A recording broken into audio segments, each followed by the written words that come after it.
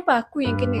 Kenapa orang lain tak kena? Have you ever heard about surah At-Taghabun? Allah berfirman, tidak ada kesusahan yang menimpa seseorang melainkan dengan izin Allah, dan sesiapa yang beriman kepada Allah, Allah akan memimpin hatinya untuk menerima apa yang telah berlaku dengan tenang dan sabar.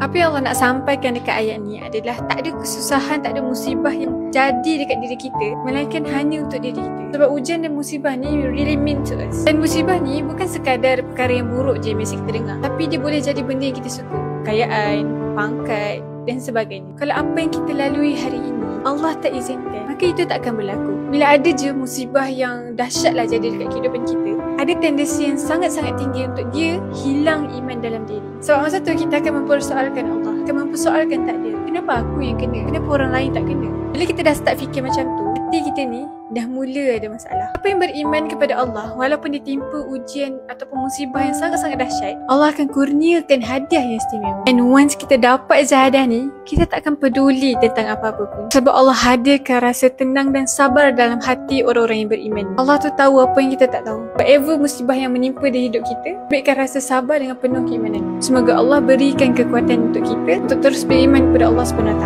Allahuakbar. Sampai jumpa.